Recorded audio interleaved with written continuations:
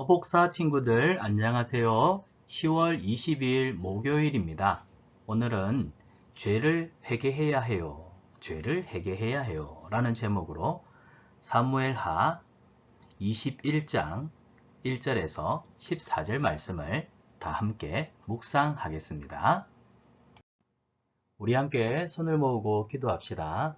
살아계신 우리 하나님, 우리는 날마다 풍성하신 우리 하나님의 은혜 속에 살아가고 있습니다. 하나님께서 사랑하는 자에게 말씀을 주신다고 하셨는데 오늘 이 시간 하나님의 말씀을 묵상합니다. 진리의 영이신 성령께서 우리와 함께 하심으로 하나님의 말씀을 잘 깨닫고 또 믿음으로 순종할 수 있도록 도와주시옵소서. 우리를 사랑하시는 예수님의 이름으로 기도드리옵나이다. 아멘.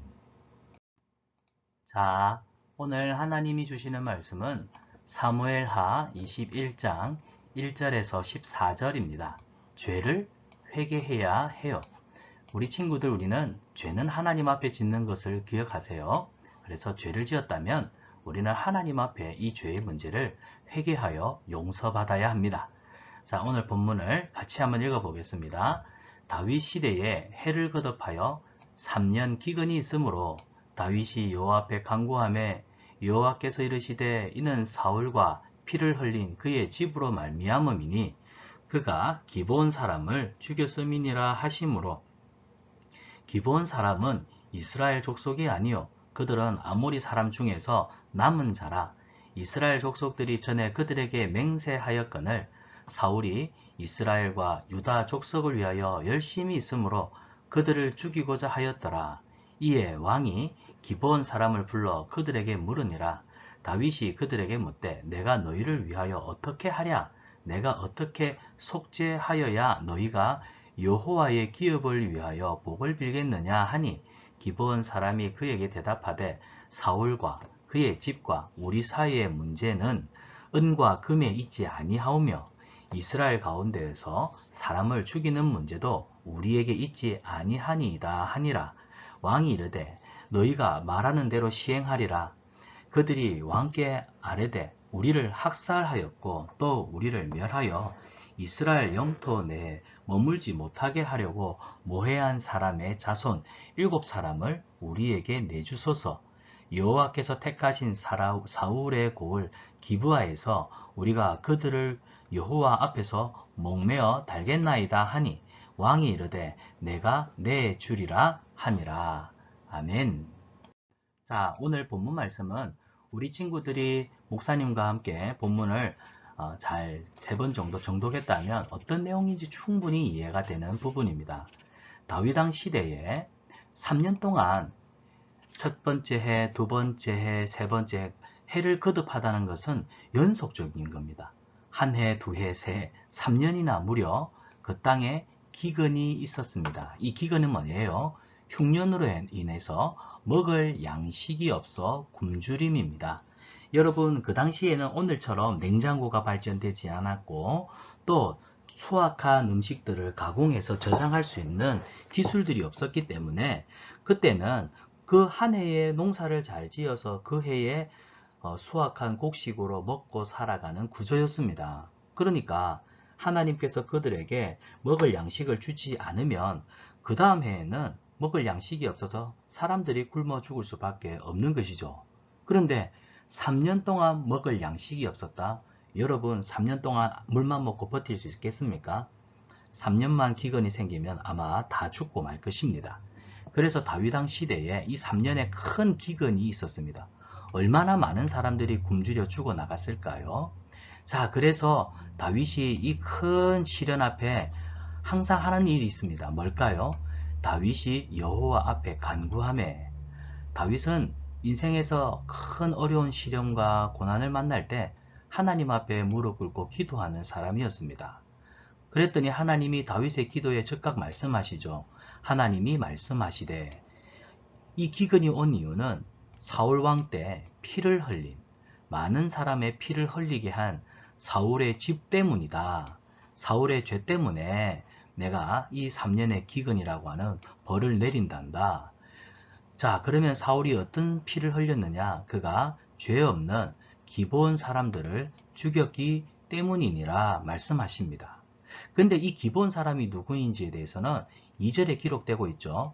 기브온 사람은 원래 이스라엘 사람이 아닙니다.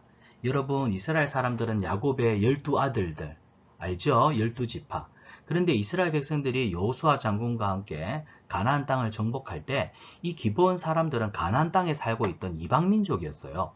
그런데 여호수아가 여리고성을 정복하고 아이성을 정복했다는 소식이 들리니까 이 기브온 사람들이 야, 우리도 죽겠구나. 그래서 저 멀리서 온 불쌍하고 가난한 족속인 것처럼 꾸며가지고 거짓으로 자신들의 생명을 지켜주는 약속을 하게 되죠. 그래서 그때부터 기브온 사람들이 이스라엘 사람 옆에서 종이 되어 살았던 것입니다.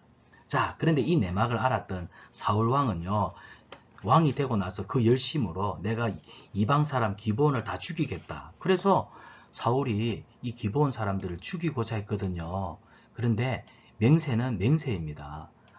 실수로 또 어리석음으로 저지른 맹세였지만 하나님은 이스라엘이 기브온 사람들을 죽이지 않겠다, 너희들을 지켜주겠다 하는 약속을 신실하게 지켜가기를 바랬던 것이죠. 그런데 사울은 그 언약을 깨뜨리고 기브온 사람들을 죽이려고 했던 겁니다.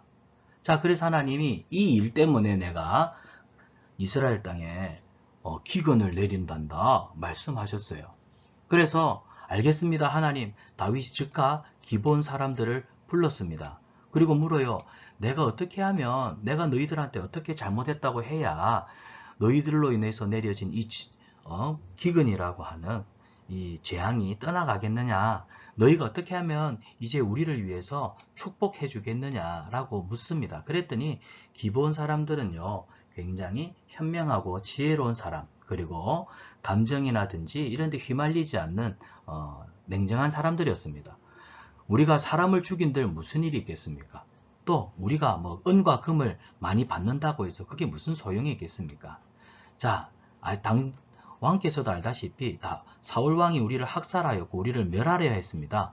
그리고 이스라엘 영토 밖으로 쫓아보내려고 했었죠. 그때 사울왕과 함께 우리 기브온 사람들을 못 살도록 아주 음모를 꾸민 사람들이 있습니다. 그 자손 7사람들만 우리에게 내주십시오. 그러면 그들을 하나님 앞에서 그들의 죄가에 합당한 이 처형을 하겠습니다. 이렇게 해서 이 문제가 해결이 되는 사건입니다. 자, 하나님은 죄를 그냥 넘어가지 않으시죠.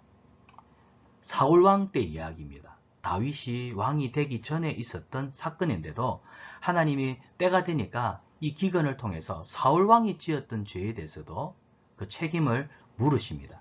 그리고 이 죄의 문제를 반드시 해결하고 가시는 거죠.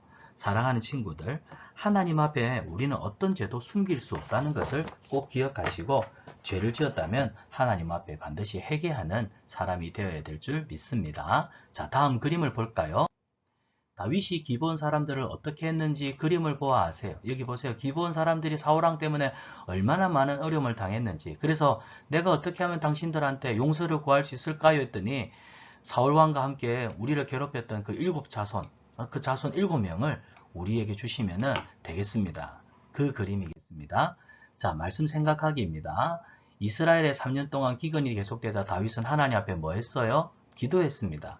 기근의 이유가 뭐라고 말씀하시죠? 사울이 뭘 어겼어요?